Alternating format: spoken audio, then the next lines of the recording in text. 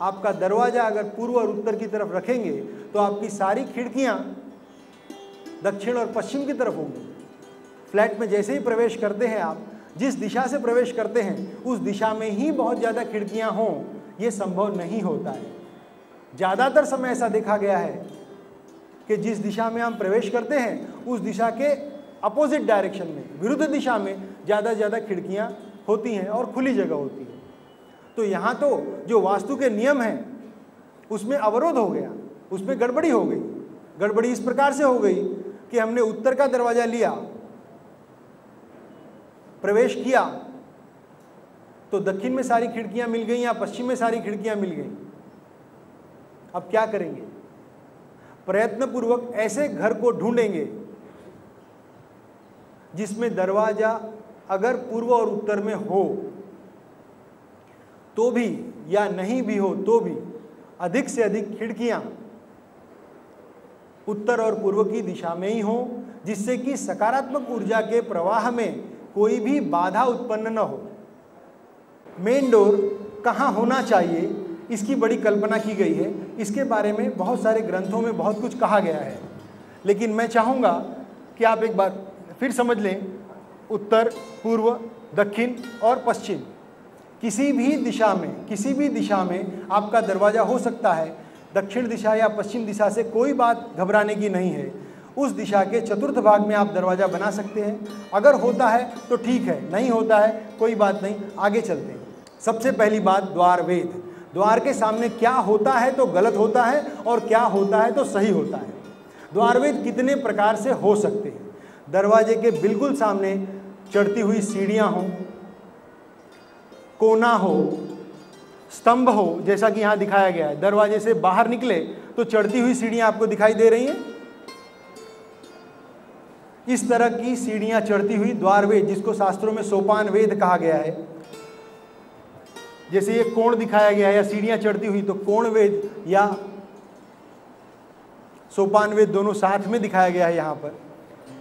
स्तंभ वेद, बहुत बार क्या होता है कि जब हम फ्लैट के बाहर निकलते हैं तो जो हमारा स्टेयरकेस है उसके बीच के जो पिलर होते हैं, पोस्ट होते हैं, वो बिल्कुल हमारे दरवाजे के सामने आते हैं। ये सारे वेद हैं। सिलेक्ट करते समय ध्यान रखिए कि इस तरह के द्वार वेद आपके घर के सामने नहीं हो। अगर हैं तो ये दोषपूर्ण है। समरांगण सूत्रधार ग्रंथ है जिसके अंदर आय, वार, अंश आदि की कल्पना की गई है। अगर आपका दरवाजे का फ्रेम आप एक विशेष आय में बनाते हैं, जो कि समरांगण सूत्रधार, मयमतम, मानसारा, इन सभी ग्रंथों में कहा गया है, गज आय या वृषभ आय में, तो ये उत्तमोत्तम कहा गया है।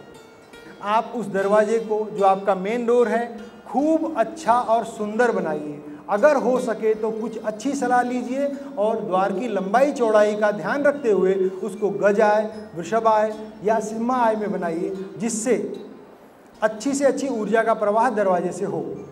ये एक प्रकार से आप अपने द्वार वेद को ठीक करने की बात भी कर रहे हैं और द्वार की ऊर्जा को बढ़ाने की बात भी कर रहे हैं।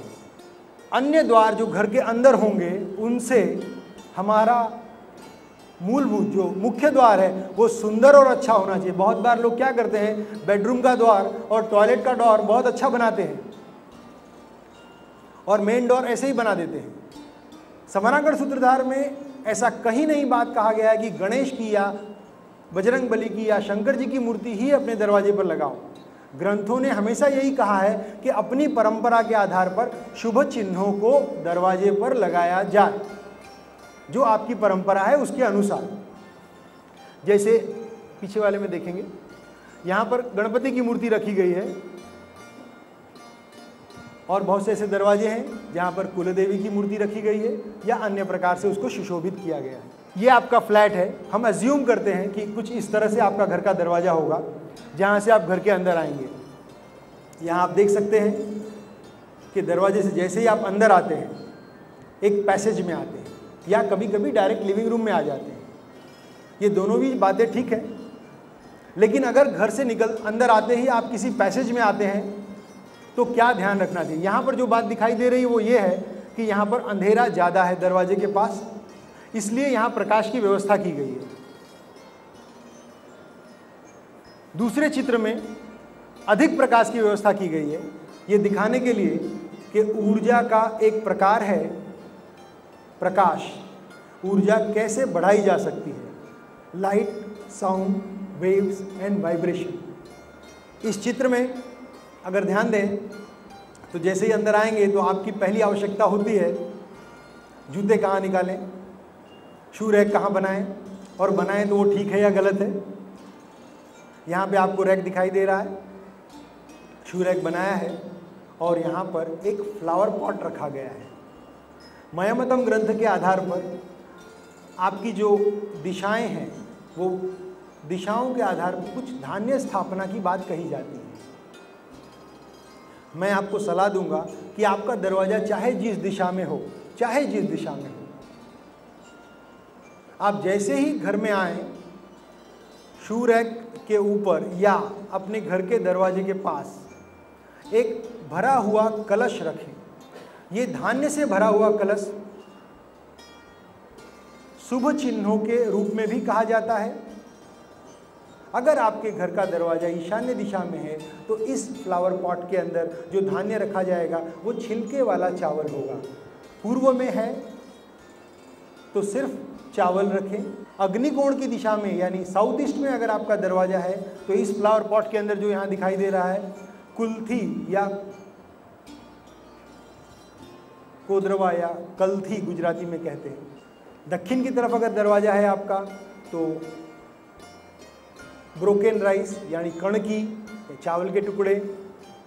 नैऋत्य दिशा में अगर द्वार है तो वहाँ पर आप उड़द की स्थापना कर सकते हैं। पश्चिम में यदि द्वार है तो आप मूंग की स्थापना कर सकते हैं। वायव्य दिशा में वरी या भगर। उत्तर में अगर आपका दरवाजा है तो आप तिल की स्थापना करें।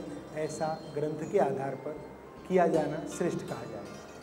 दरवाजे से अंदर चलते हैं। आपकी बालकनी जैसा कि नेक्स्ट स्लाइड में दिखाया गया है, आप कुछ इस तरह से बनाएं। मैं जानता हूँ बहुत से लोगों का इस तरह घर होगा, कुछ लोगों का नहीं होगा, लेकिन आप प्रयत्नपूर्वक, ये दिशा उत्तर की है, ये पूर्व की है। पूर्व की दिशा में खिड़कियाँ दिखाई गई हैं। पूर्व की दिशा की खिड़कियाँ अगर हों और दक्षिण की दिशा में आपने सिटिंग अरेंजमेंट बनाया है तो ये बहुत ही योग्य कहा जाएगा। ऐसी स्थिति में सूर्य की प्राणिक ऊर्जा का प्रवाह ये आपके वास्तु में प्रवाहित होगा, जो कि आपके लिए बहुत अच्छा होगा। तो आपकी सिटिंग अरेंजमेंट कुछ इस तरह से बनाएं कि आप दक्षिण और पश्चिम की तरफ बैठें पीठ करके, और पूर्व और उत्तर की तरफ आपका चेहरा हो, और पूर्व और उत्तर में ज़्यादा से ज़्यादा खाली या खुली जगह हो। बालकनी का लेवल, बहुत बार क्या करते हैं लोग, बालकनी के लेवल में सिटिंग अरेंजमेंट बना देते हैं, उसको भर देते हैं, ऊंचा बना देते हैं, उसके अंदर स्टोरेज बना देते हैं और उस पर पत्थर लगा देते हैं बैठने।